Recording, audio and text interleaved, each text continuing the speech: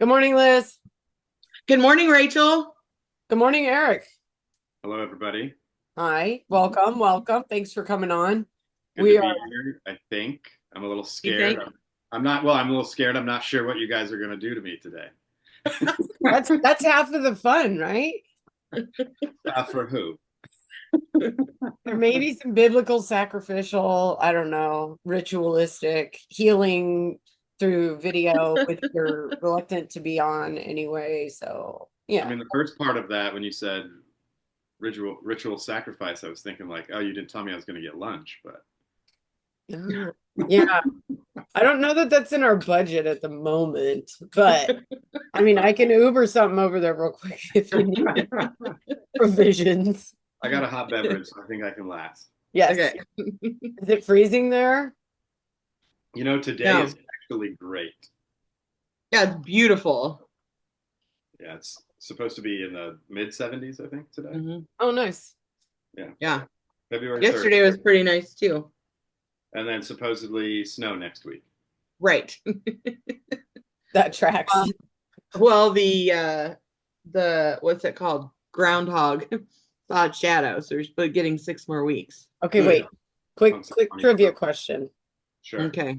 Does anyone know? Oh my God, it's so gross. What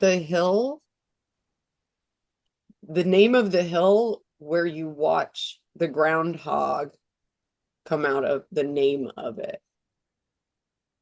Just because you said it was gross, I'm going to guess Bulger's Knob. Okay, knob is part, so you get 50% credit for that.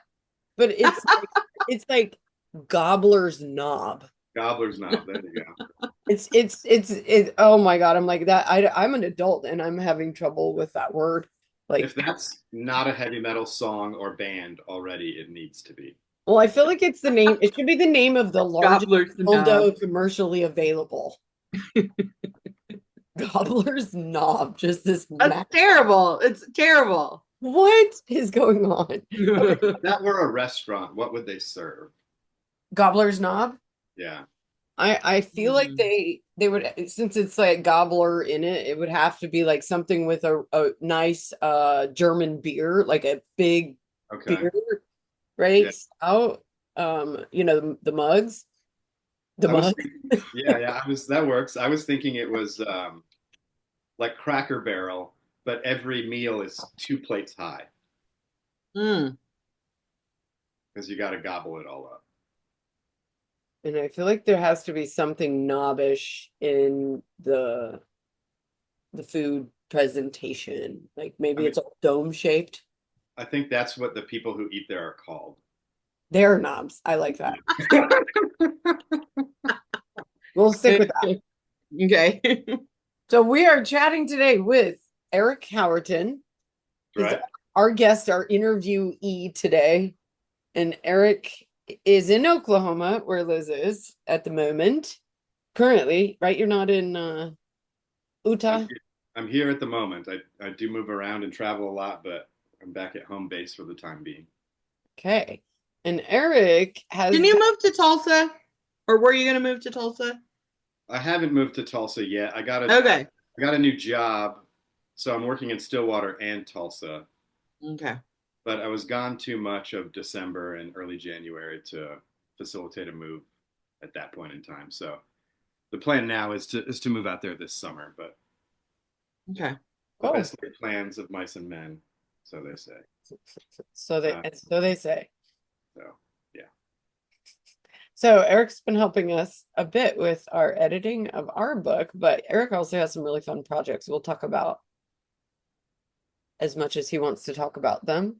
Um, and project and get yeah. some free plugs for them. Yes, yes. I got the email, so we'll put them in the show notes so folks can look you up. Um, so we don't want to like talk about the book, but we're going to talk about the book. Okay, I'll try not to. Okay, cool. It's clear as mud. Um, but Liz, you or let's see, how do you know Liz, Eric? We can start there because that's the origin Yeah, story. it's a long and winding road.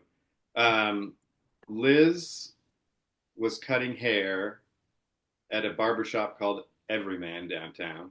Did we mention company names on the podcast? Oh yeah. Well, it was a true thing. True. Yeah. Fine. Can Yeah. we swear on the podcast? Not that those two things are going to be related.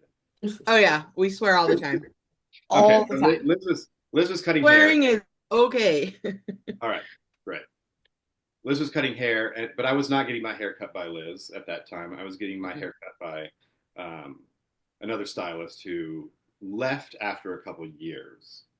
And so I called to make an appointment and saw that the previous stylist was no longer working there. And I also saw that on the website, all of the stylists had bios. And so I read the bios and I picked Liz's bio because it mentioned New Mexico. And I figured there's nothing more awkward than getting your hair cut and having a stranger touch your head and not having anything to talk about. So at least we would have that to talk about. And Rachel's holding up her hand to say, like, I love it when strangers touch my head and say nothing. Go ahead. Well, listen, yeah, I would totally love that. Liz and I have this conversation all the time because we both work in industries where we break the corporeal, the body, the physical barrier of Personal boundary. so her with hair and I'm with like dance and Pilates and right physical bodies and stuff. So I'm always getting in with people in their stuff and like tactily cueing them and they're all like, oh my God, okay, that's great. But then because we do that, they share everything. It's like a mild form of torture and they just let everything out. So we try to keep it like name free so we don't identify clients, but her and I have conversations all the time about this because it's a thing in both of our works. Yeah. So yeah, it's well, good. in my world, so I don't think it hasn't been mentioned yet, but I'm a professor at Oklahoma State, I was gonna let you. among other things. But in that line of profession, touching is very frowned upon. Yeah. You got to get into priesthood for that. Right. So I was just very aware of those types of things, and I wanted to also be comfortable while somebody's cutting my hair. So I thought if Liz and I could talk about New Mexico is a place I love. That would put me at ease. So then Liz started cutting my hair, and best haircuts I've ever had. Like, I feel bad every time I run into Liz and I'm wearing a hat because I feel like I'm not advertising her work in the way that I should be. So kind, so kind. But we've gone through several different lineup changes with my hair. And, currently I'm only wearing a cap because current fashion, the current style takes a little bit longer to prepare, and I had a lot of meetings this morning. You didn't have time to get to it. But I'll send you guys a picture of the purple afro, and you can post it online. Absolutely. I think to quote you, it's the full purple poof. The full purple poof. Yeah, it takes a while to dry. Yeah, fair. So that's okay. So Liz and I met. What? That's how Liz. That's the story of how Liz and I met. Yeah. Okay. And then, of course, after that, I would run into Liz working at her food truck, and at the barbershop. And then Rachel and I met because Liz and I got to talking once when she was cutting my hair about the after like 5 years. Yeah, after several years. She mentioned that you guys had a memoir manuscript, and I said, well, I know a little bit about editing, a little bit about publishing, so if you guys need any help or advice, let me know. And you guys asked me to read it through, and I did, and now I know an unfair amount about both of you, and you both still know very little about me. Yep.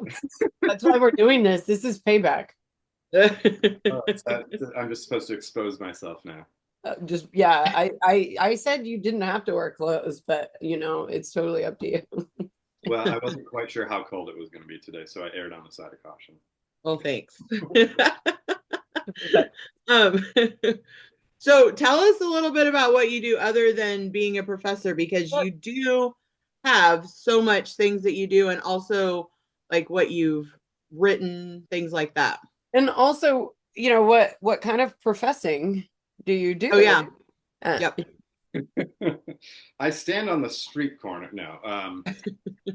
So at Oklahoma State, I am a teaching associate professor in the English department. So I teach technical writing classes, literature classes, composition classes, so classes on food studies, and a little bit on artificial intelligence. And then I'm also the director of the Center for Poets and Writers, which is a nonprofit run out of the OSU Tulsa campus. And we basically promote community artistic growth, collaboration, um, and readings. And we offer creative writing and film workshops at a very, very discounted rate. Often very small workshops, so you get a lot of personal feedback with the instructor. These are ungraded, not for credit. They're just, I don't want to say vocational because they're more artistic than that, mhm. but they are aimed at helping people develop their craft and giving them the skills that they might need to either enter the film industry or try and publish work. Nice. So that's my OSU professional CV right there in a minute. But as far as my other projects go, I am in a band called Lake Mar or Lake Mare or Lake Mari, depending on how you want to pronounce it. It's easier spelled than said. So it's Lake space MAR/E. And so we are a loud, sort of punky, metally, screamy music project out of Logan, Utah. And we've been performing live for the past 2 years and are working on recording tracks and releasing them. We've got a couple singles that you can stream. So we're working on recording more of those and playing shows and scheduling more shows and trying to build up online profile. Like it's bizarre to me. I've been playing music for a long time. Only with this latest project, when we're trying to book shows, do people ask, how many followers do you have on Instagram? Yeah. You know, they ask you that almost before they ask what kind of music you are, what do you sound like, or Yeah. anything of that nature. It is crazy. Yeah. Yeah. So that's a little bit different, but so Yeah. anyway, that's just to say, like, even if you don't like our music, if you could follow us on Instagram or Spotify, that still helps. You don't have to even play a song. Absolutely. Yeah. Yes. Yeah.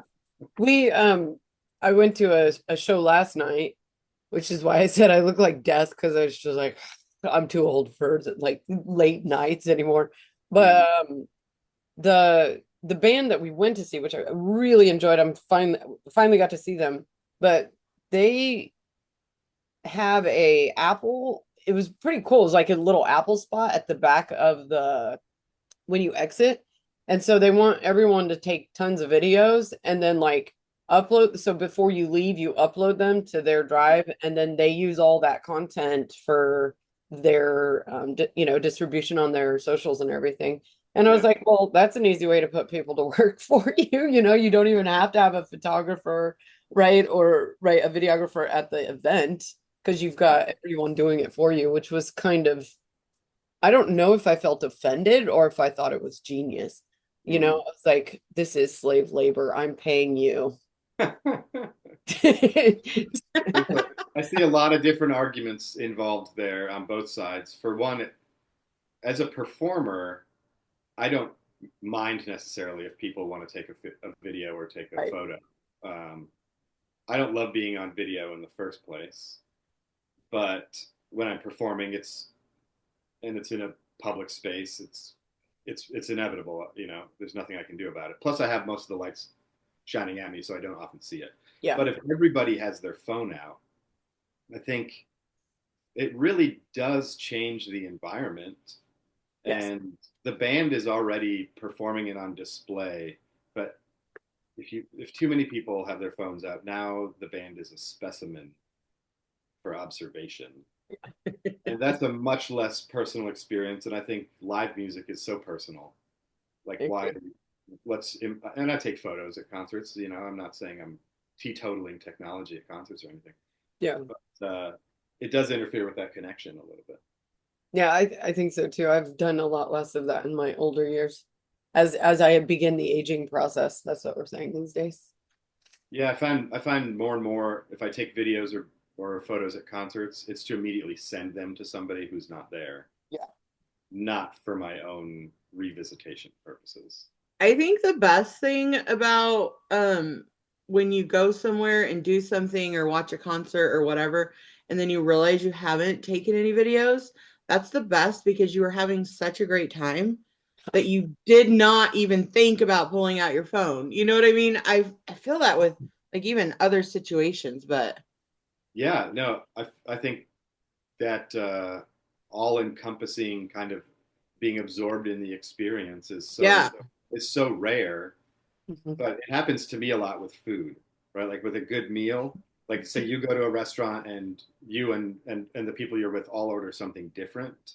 Your food might be so good that you don't even want to try their food, you know, or your food is so good that you can't even stop to take a drink, Yeah. you know. Yeah. Uh, I find or that, your and food is so good nobody is talking. yes, yeah, right. everybody is just in the meal. And I find that it, for me, it's like a bifurcate. I call it my taste buds need one path at a time, right? For food, where I'm like, no, no, no, this is so good. If I taste a bite of yours, then whatever's on your plate is going to ruin the purity of this experience that I'm having right now. And I want that to be sacred because this is like my taste buds and where they're at. But I think it's the same for a concert too, where if I do end up pulling out my phone, then Mm-hmm. I've lost like the continuity of like the whole show as one piece curated for my ears and my eyes. And then it kind of gets like cut, like an edit cut in between there if I pull out the phone. But that's only a good ones too. I agree that it's good ones. But So you got it's like pausing the movie too much at home. It's the same Mm, experience. Like yes. especially if it's a movie where you're supposed to be in it because there's so much suspense or uh, Right. or drama or even horror, and you're just like, oh, hold on, every 5 minutes, gotta yes. go to the bathroom. So It pulls you out of it. you've got Professor, you play in a band, and I know you Um, were in you were doing other stuff too. I've got a movie that's coming out. So the movie is called Go Down Diller. It's a short film, roughly 20 minutes long, and it's based on a short story that I wrote and published about 8 years ago of the same name. And 2 years ago, a buddy of mine, Andrew Bateman, he's a film professor in Colorado, he contacted me and asked me if I had any stories that I thought would make good film scripts. And I've always thought that I kind of write from a very visual perspective anyway, just the way that I write fiction. I tend to write things that I'm seeing, and that often translates pretty easily to the screen. So I sent him a bunch of stories, and he chose one of the more ridiculous ones that has a talking bear that works at a fast food restaurant. And Excellent. so we shot that the summer before last. Andrew directed and produced it. He put so much work into it, and it turned out so well. I'm so happy with it and so proud of it. And all the cast and crew that worked on it, they labored so much and made it such a good film. I was so impressed by how well it turned out. So that's currently being submitted to festivals, and we'll start hearing back from festivals towards the end of this month. Okay. Very cool. I want to see it. I want to see it. What? It's it Well, if was you get in, you have to let us know so we can. Yeah. absolutely as soon as it premieres, we'll release the. Hopefully, we'll have a schedule, Mhm. and we can just post that. Cool. That's exciting.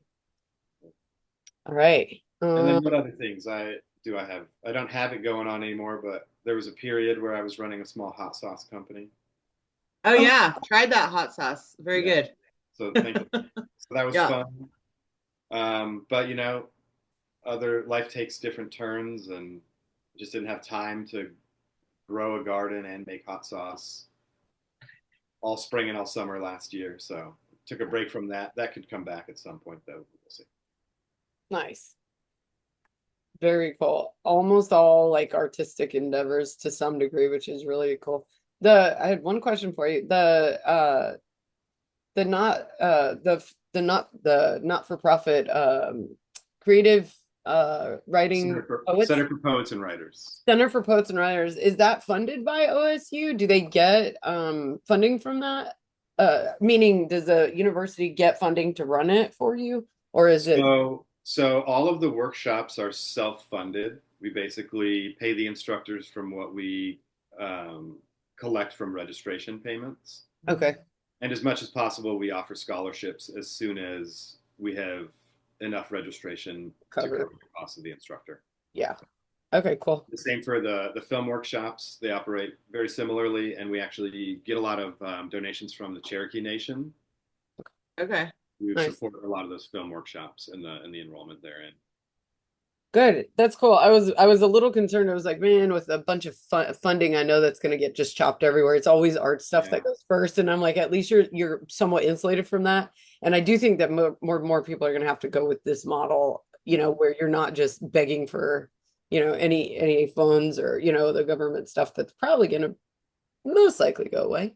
Yeah, I'm not going to say that there's no begging involved, because there's definitely some. The workshops are self-sustaining, but the Center for Poets and Writers also hosts several reading series, as well as Tulsa Lit Fest. Okay. And some of that is mostly funded by donations. Okay. Because we bring in visiting writers, and of course that has costs. Sure. And for Tulsa Lit Fest, we also bring in visiting writers. We have event space. We have food and performance and seating costs and things like that. So You give people food when they go to your events? Depends on the event, but usually food costs would be like meals for a visiting writer. Okay. He was just giving us grief about it. He didn't know there wasn't lunch today. So it's not in the budget yet. I mean, just text me a taco or a sandwich or something, some French fries. I got some cheese for you if you really need it. I will never turn down cheese. I just had some amazing cheese. Did I show him? You can I- show them. I need to Rachel see. has a massive I need to see. block of cheese. I'm going to say wheel of cheese. A wheel. She pulled it out. So yeah. I've Is that gotten great? through half of it. I picked this up in Mexico. The first day I went to the shop and picked up cheese, and it was probably like, that much. Hold And- it up closer. Is it brie? No, it's goat cheese. You can see it on the end there. Actually, it's kind of fading off right now. But anyway, it's goat sheep cheese, and it's made in Mexico right there. So it's basically it's a little like a brie, but not quite as rich and more nutty. So it's almost like it tastes more like a mix between brie and mozzarella. Mm. Yeah, But it's super kind of good. runny like a brie. No, not as much. So it's got a little bit thicker texture than that. But anyway, so I went back and I was like, I need all of it, like the whole thing. Yeah. And he's like, I understand. I got you. So cheese. And we're coming across the border and they're like, do you have anything to declare? And I'm like, cheese. And they were like, just go. I didn't tell them how much I had, but Yeah, anyway, so that's great. foods. Yes, I love cheese. Okay, what else do we need to ask Eric, Liz? I don't know. We need to know. So we have had. I mean, he has read our entire manuscript, which he has given us. He gave us quite a few edits, of which we did 99% of them. But every time I get back on there to look, I have to correct more stuff. So every time you read through it, you have to reread through it. So anyway, Welcome to the life of a writer. Yes.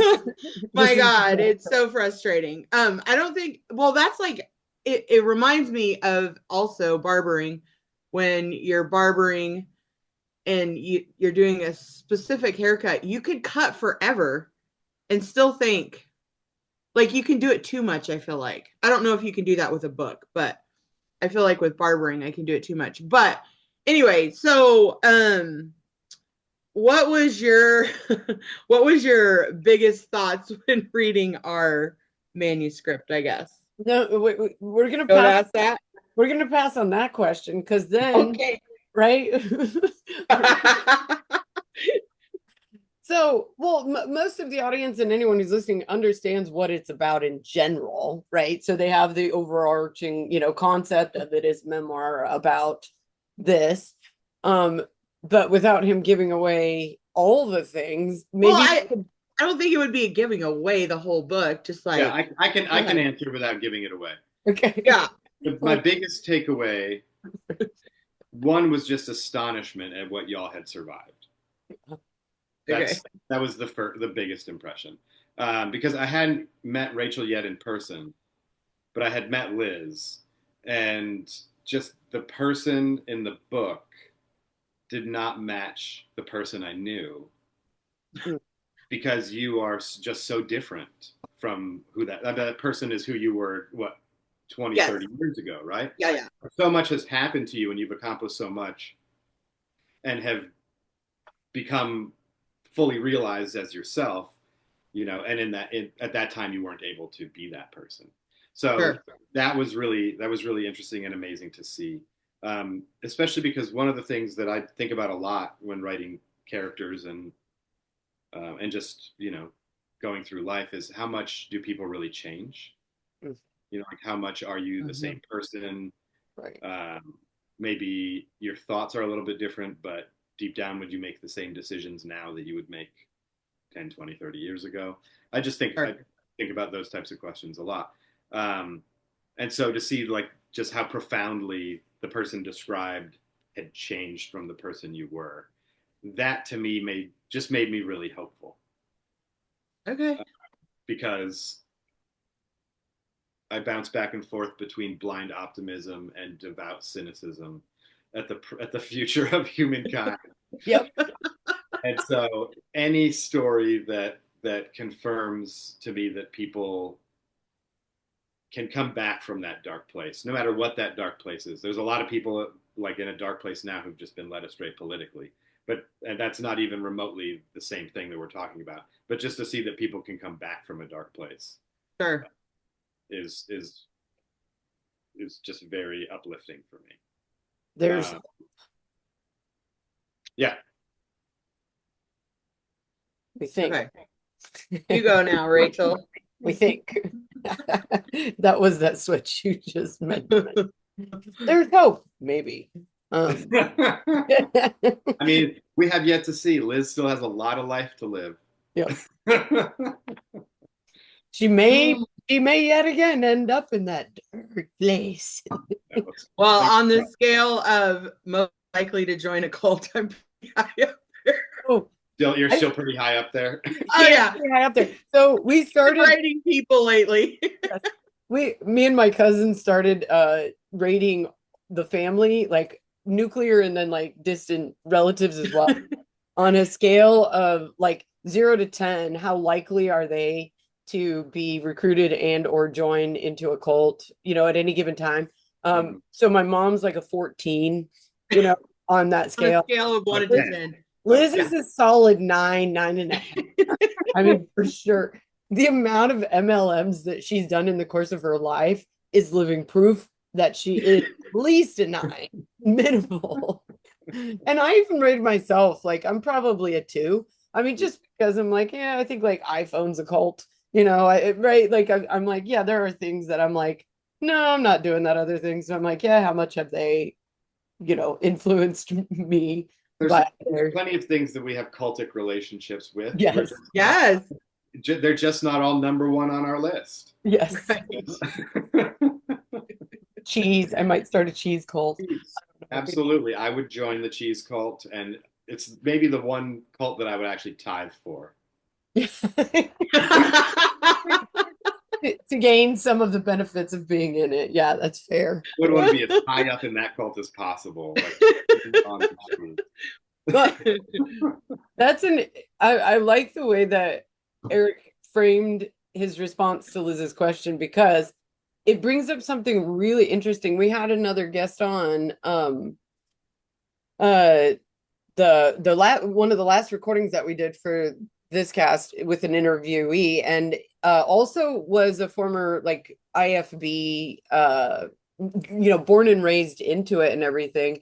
And it was Liz and I talked about it briefly right after, and it was really interesting. And now that if I think more, and actually if I went back and actually looked at the transcript of, the words that were said, there was a couple things that were like, well, they challenged both Liz and I in terms of like the our interviewee had completely left, that environment and, gone away.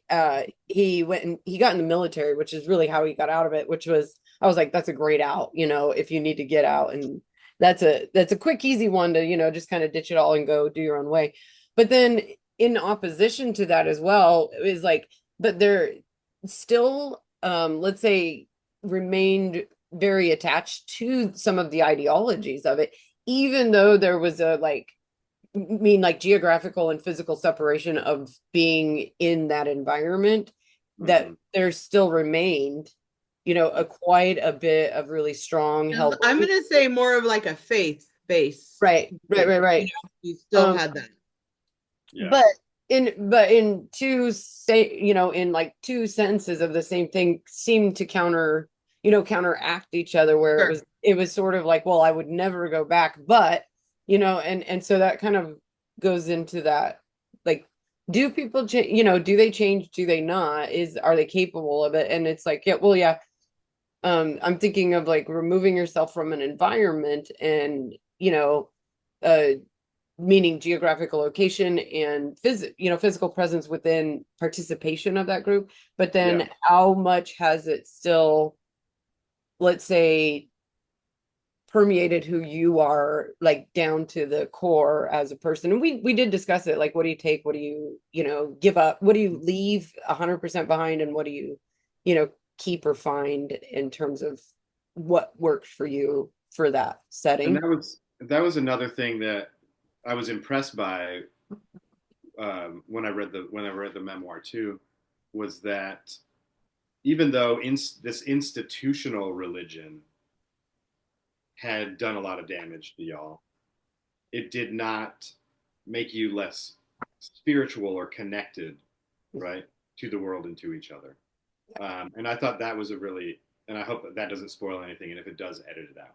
But the fact that, like, you don't leave the situation broken in spirit was also just really, really, um, satisfying for me on a human level, Right. right? To see that two people again had survived trauma and tragedy, and come out it strong, right? And it's not that the ends justify the means in that regard or anything. Right. You didn't let it break you, and you somehow let it become a strength to have survived that experience. Yeah. Go on. No, I'm just kidding. You could lose the car. Oh my goodness. Okay. Let's see. So, and that kind of answers some of those questions that we were going to talk about anyway, but is there, let's see. Should we put them on the spot? Oh, okay. If let's say we're going to do a tagline, and if we end up using it, we'll give you the credit for it, Eric. But we kind of already set on our title, right, of what it is, the King James versions, which we've already thrown out there into the universe. So, I'm sure there's going to be an AI version of it out soon. But if you were to put a tagline in it, right, or right, something that would be, okay, here's what it's about, not even in an elevator pitch, but like a sentence or something saying wise that kind of captures the essence of it. What is something, or what is an idea? How about two sisters survive sin and abomination? Okay, fair. Print it. Let's go. Write it in the sky. They can't hold us down. So what are you going to have for lunch? Oh, well, I've been on a kick making something called a cheese pie recently. And it's not appropriate, if there are any children watching, it's not appropriate to have for lunch by itself. Is that one from like is it Lebanese based where they do it in Merida, Spain? I'm researching it right now. So they hollow out a cheese and put pork inside. That sounds delicious because of cheese, and Yes. hollowing out cheese and putting anything inside is great. It's not that, but it should be that. I wish I had a bunch of that in my fridge right now. No, so cheese pie is essentially, I want to say it was probably a Betty Crocker recipe Mm. for people who are too impatient to make a cheesecake. Um, I have adapted it so that it is basically halfway between a cheesecake and a custard. Okay. Because my issue with cheesecake, and one thing that I didn't mention before about myself, is that I have a lot of opinions about food in general. Excellent. Same. As one should. As one should. Um, Absolutely. so my beef with cheesecake is, and same thing with fudge, is that after maybe 2 or 3 bites, I don't dislike the flavor, but I'm just satisfied and I don't want Yeah. anymore. Yeah. And so with this cheese pie, you can eat 1 or 2 or sometimes 3 pieces for lunch and not get overwhelmed because it's lighter and it's a little bit more puddingy. So, have you tried a burnt best cheesecake? No, I have not. Okay, we need to send you details on this because it is also exactly what you're looking for, but Okay. it's basically you do everything wrong about what you're supposed to do about a cheesecake. So Okay. think of a combination between like a Dutch baby or Yeah. Yorkshire pudding kind of, but a Okay. cheesecake and you actually burn the top of it and it's much faster. Interesting. So you don't have to like do the whole entire long drawn Yeah. out cheesecake process thing. Yeah. And it's similar. So it's lighter, right? A little fluffier. Still got some sweet in there, but not overwhelming where you're like, okay, I need to nap now. So the secret to this one is you don't use as many eggs, or quite as much cheese. But essentially, it's you basically take 1 egg, 1 packet of cream cheese, like a half a can of sweetened condensed milk, a half a lemon, vanilla, whip that all up, bake it for 30 minutes at 350, and that's it. Nice. Nice. I've been putting all kinds of fruit glazes on top. So Okay. what I made last night was a passion fruit glaze with shredded pineapple on top. Nice. That Sounds good. I must be I'm getting. gonna have a piece of that for lunch. Yeah. Definitely having a piece of that for lunch, and probably some cheese. So, I mean, I know that's cheese pie, but it doesn't feel like cheese when you're eating it. So I'll probably also have some cheese. Excellent. We need to start this cheese cult. I want to give a shout out. I had some great cheese last week. I went to Virginia, and there's a raw milk raw milk cheese producer there called Meadow Creek. Ooh, They make only raw milk cheeses, nice. which is such a rare thing to find. So even though we're nowhere near them, right? I don't know where the listeners are, but if you're in Virginia, right? If you're in Mexico, pick up some great cheese. But if you're in Virginia, especially go to Meadow Creek. They Okay. do wash rind cheese. I don't know if you know much about that process, but it was so good. Oh, Mm. Great. I can taste it right I now. don't think there's a cheese that's bad. I have not found one. Even Me the neither. stinkiest. Oh my God. Yeah. Do you like cheeses from like Trader Joe's? Yes, there's a lot. Like there's a Okay. Parmesan cheddar blend that they have that's fantastic. I call Okay.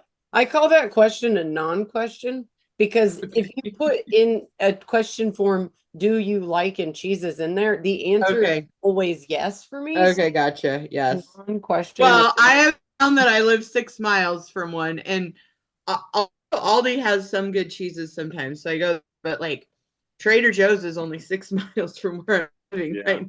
So I'm like, yay. If you physically run there, get the cheese, and physically run back, then it's also 0 calories. You Right. could probably, yeah, you could snack on the cheese in both directions And you'd Absolutely. and stock up and be at Still be net zero by fine. the time you got home. Yeah. But no, Aldi is great for cheese. I have to say, I love Aldi for cheese. Mhm. Every year at the end of my tech writing class, and this is not this is not encouraging anyone to enroll in my tech writing class for just this reason. But we always have a cheese party on the last day. Ah, because bribery. I'm signing up right now. it's also the time that they release the student evaluations of the instructor. Total coincidence. Calculated. I like Total it. coincidence. But no, Love it. to model their final presentation, I deliver a presentation on why all cheese should be legal, because there's some cheeses that are illegal.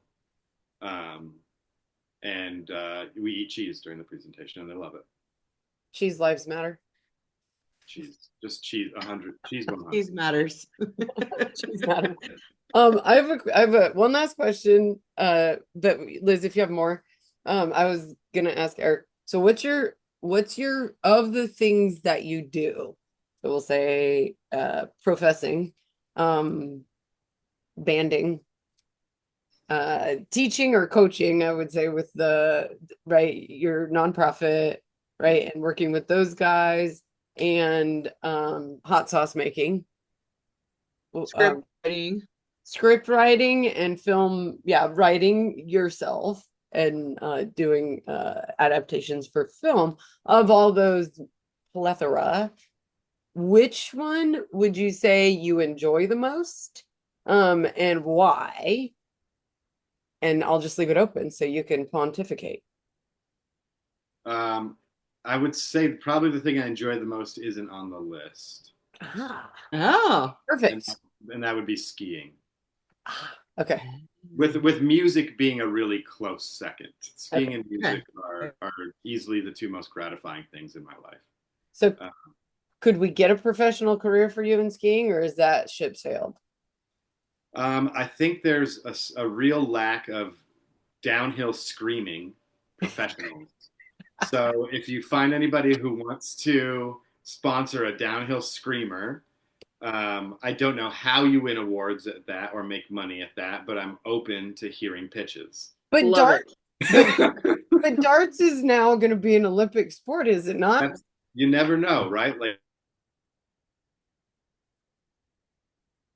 darts. Yeah. Do we lose him? Eric, Frozen. are you there? Frozen. Hello. He may have lost connection to us for a moment. Yeah. So hopefully we'll get him back on. But we could start, if he doesn't come back on, hopefully he'll get back on. We could start with our wins and fails list, and then we'll hope he gets back on. Oh, There he is. he made it. Yay. Okay, so I was just saying that skiing and shooting a rifle is already an Olympic sport. So this is just the other end of that, because those bullets could be hitting somebody. Target practice. Oh my Lanta, that's funny. Amazing. Okay, so downhill screamers unite, and cheese cult it. Downhill screamers, cheese cult. Yes, that's a big takeaway. I think we just created a new foundation. Yeah. Yeah. Solved all the problems. Okay. So we should probably wrap it up soonish, because we try not to keep these 2.5 hours.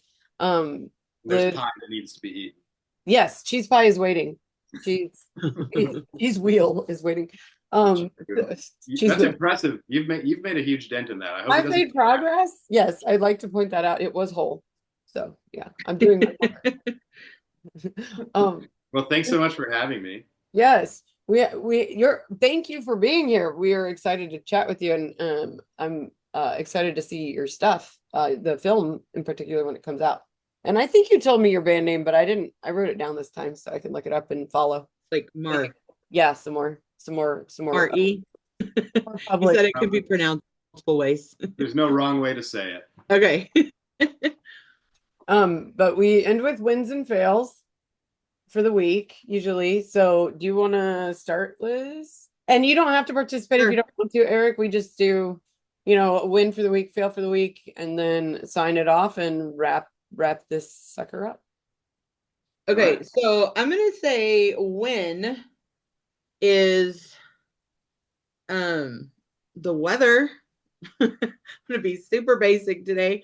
Yesterday was nice. Today is nice. This whole week is supposed to be fairly nice weather, and I'm sick of freezing cold, so I'm happy for that. And then fail, I'm gonna say the sickness in my entire family. So everybody's sick again. So hopefully that goes away soon. I am not sick. My husband's not sick. We're staying away from the sick ones, but like my kids and grandkids, they're all getting sick again. So that's a fail. Anyway, go ahead, Rach. Okay, Win is gonna be on the artsy fartsy scene, music and dance. It's the age of Aquarius. So I had wonderful show last night. Can shout them out, the main squeeze. It's like a dad band that's actually really flippin' amazing. And they were just radically energetic and so exciting last night. So I'll send that out, and then I get to see another show next week, right before my birthday, Twyla's Art. And that's all in San Diego, but I'm really excited for that. I've only seen one of her other works, and she's quite amazing and older, but classic works for modern dance. So I'm excited about that. My fail, probably nasal categories. I'm just so stuffed up because the weather here's like manic, so it's going hot, warm, dry, cold, wet, humid. Yeah, so it's just like going back and forth, and then I'm just sound like I'm, stuffy. I'm not sick, but yeah, they're the nasal categories are producing. So there's my fail. Do you want to join in with us, Eric? Happily. Cool. I had 2 wins this week. The first was that, and this is actually something I wanted to mention, so I'm glad that we're ending on this note. As a writer, you'll go through periods of discouragement. You all know this, where there are long stretches where it's hard to find the motivation for the work. Right? There's some times where maybe you even start to doubt the importance of the work that you're doing. When I read y'all's manuscript, I was definitely in a space like that, where I was not sure that I had the energy or the motivation or the creativity to do this anymore. And so your motivation just helped encourage me to get back on the horse and get writing again. And so I have been writing since then. That was several years ago, but just seeing you stick at it was helpful for me at that point in time. So thank you both for that. That was great. Absolutely. It was really helpful. But anyway, the win is that this week I put together a new manuscript of flash fiction and sent it off to a couple publishers. So we'll see what happens with that. Very cool. And the other win is I kind of finished a journey I've been getting of having some ink work done. So I got some tattoos over the weekend. So that was great. Ew, cool. Nice. Yeah. My fail was that instead of finishing vocals on a song that I was supposed to do, I got tattoos. So, Well, that's kind of like cancels each other out, though. Yeah, I feel like that's still a win, But today is Monday, and it's the start of a new week. And after this, I'm off for the day. I don't have anything left to do, so I'm going to record vocals after I eat some. There you go. There you go. So your last week's failure will be this week's win. Absolutely. Just flip that. Okay, I have a long. Liz, do you have a sign off? No, you can do it. I have a long sign off today. Okay. I'm torn between 2 lovers. Okay, we're going with a long sign off. As soon as I say it, then we end, and that's it. So, ready? Yes. Go. I'm not frozen. I didn't know. Dramatic pause. Daring comment. Okay, dramatic pause. Dramatic pause. All social problems have a technical solution. That solution may or may not be socially acceptable.